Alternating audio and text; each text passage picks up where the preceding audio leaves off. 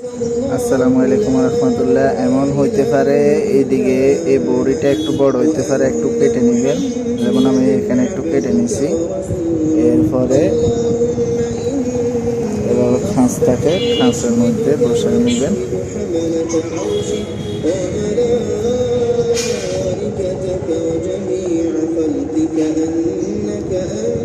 দেখতে পাচ্ছেন, বসাই নেবেন। তারপরে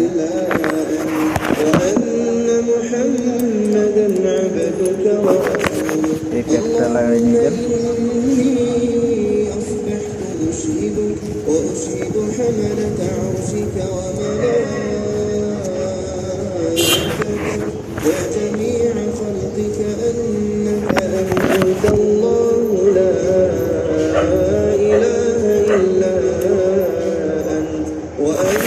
এরকম বসাই নেবেন।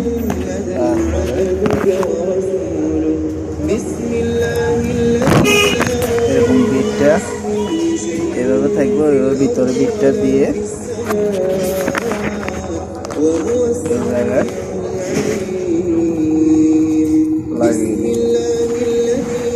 পালানোর দরকার নেই। বা স্পেয়ার থাকলে অবশ্যই একটা দুইটা তো মেশিন নষ্ট হয়ে যাবে।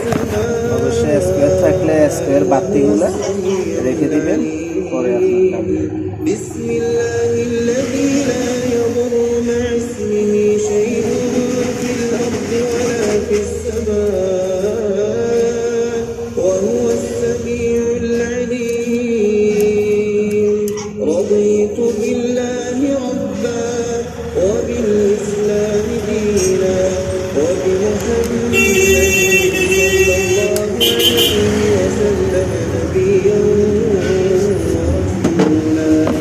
এখানে প্লাস দিয়ে অবশ্য ভালো করে টাইট করে নেবেন।